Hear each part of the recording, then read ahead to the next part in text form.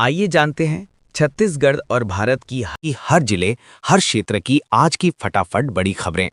साथ ही जानेंगे सरकार की नई घोषणाएं, नए नियम और आम जनता को 5,000 रुपए की मदद कब से मिलने वाली है।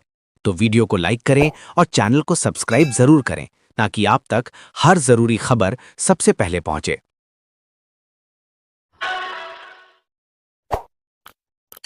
मुख्यमंत्री मेधावी छात्र प्रोत्साहन योजना। राज्य सरकार ने मेधावी छात्रों के लिए बड़ी राहत का ऐलान किया है। मुख्यमंत्री मेधावी छात्र प्रोत्साहन योजना के तहत अब होनहार विद्यार्थियों को 25,000 रुपये से 50,000 रुपये तक की प्रोत्साहन राशि या फिर मुफ्त लैपटॉप दिया जाएगा। इसका उद्देश्य आर्थिक रूप से कमजोर लेकिन प्रतिभाशाली छात्रों को उच्च शिक्षा के लिए प्रोत्साहित करना है। योजना का लाभ मेरिट के आधार पर दिया जाएगा। विद्या लक्ष्मी योजना की धीमी रफ्तार। नई दिल्ली से आई रिपोर्ट के मुताबिक विद्या लक्ष्मी योजना की रफ्तार बेहद धीमी है। पिछले 6 महीनों में करीब 56,000 छात्रों ने आवेदन किया, लेकिन अब तक केवल 15% राशि ही छात्रों को मिल पाई है। इससे शिक्षा ऋण की उम्मीद लगाए बैठे छात्रों को निराशा हाथ लगी है। 3. पहली डिजिटल जनगणना के लिए बजट।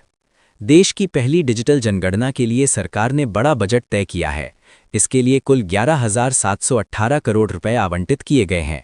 इस जनगणना में मोबाइल ऐप और डिजिटल प्लेटफॉर्म के जरिए डेटा एकत्र किया जाएगा, जिससे प्रक्रिया तेज और पारदर्शी होने की उम्मीद है।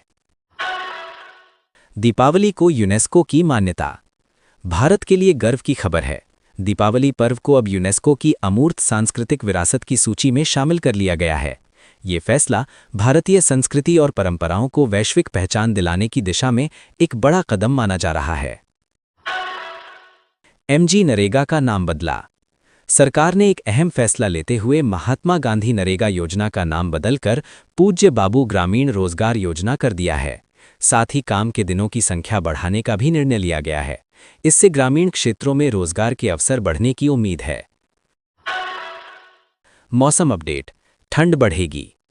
मौसम विभाग के अनुसार 17 तारीख से पश्चिमी हिमालय क्षेत्र में पश्चिमी विक्षोभ सक्रिय होगा। इससे बर्फबारी और बारिश की संभावना है। उत्तर भारत में अगले हफ्ते अच्छी ठंड पड़ने के संकेत हैं।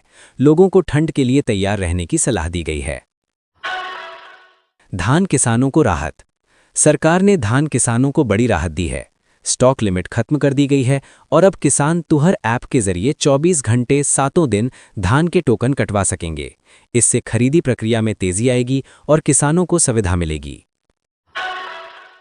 मेकाहारा में फॉरेंसिक लैब। मेकाहारा अस्पताल में अब आधुनिक फॉरेंसिक लैब की शुरुआत हो गई है। इस लैब में जहर और नशे की जांच कुछ ही मिनटों में संभव होगी। इससे आपराधिक मामलों की जांच में तेजी आएगी और रिपोर्ट जल्दी मिल सकेगी। दिल्ली में प्रदूषण पर सख्ती। दिल्ली में बढ़ते प्रदूषण को देखते हुए सरकार ने बड़ा कदम उठाया है। एक ही दिन में 2 बार ग्रैप GRAP के नियम बदले गए। हालात बिगड़ने पर और सख्त पाबंदियां लगाई जा सकती हैं। डिजिटल अरेस्ट से ठगी। नई दिल्ली में साइबर ठगी का चौंकाने वाला मामला सामने आया है। 82 साल की बुजुर्ग महिला को डिजिटल अरेस्ट का डर दिखाकर ठगों ने 1.16 करोड़ रुपए ठग लिए। पुलिस ने लोगों से सतर्क रहने की अपील की है। दिल्ली की हवा सबसे खराब। दिल्ली की हवा इस साल के सबसे खराब स्तर पर पहुंच गई है। AQI 430 के पार चला गया है। विशेषज्ञों के मुताबिक फिलहाल राहत के कोई आसार नहीं है। लोगों को बाहर निकलने से बचने की सलाह दी गई है। उत्तर भारत में कोहरा। उत्तर भारत कोहरे की चादर में ढका हुआ है। दिल्ली से लेकर बिहार तक तापमान में गिरावट दर्ज की गई है। सुबह और रात के समय दृश्यता बेहद कम हो रही है, जिससे यातायात प्रभावित हो रहा है।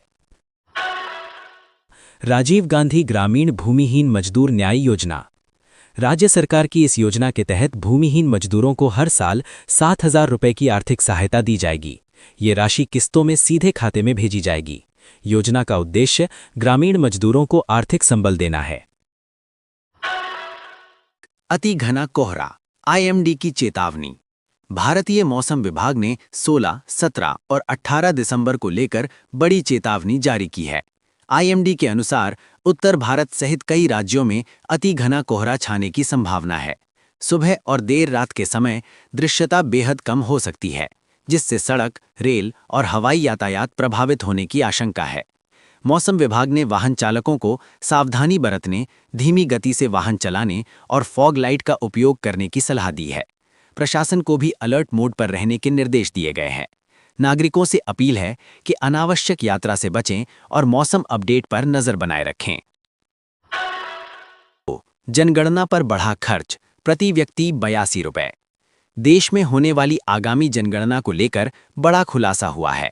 सरकारी आंकड़ों के अनुसार प्रति व्यक्ति जनगणना खर्च 82 रुपए तय किया गया है।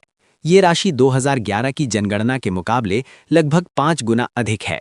डिजिटल तकनीक, मोबाइल ऐप, टैबलेट और आधुनिक डेटा संग्रह प्रणाली के कारण खर्च में बढ़ोतरी हुई है।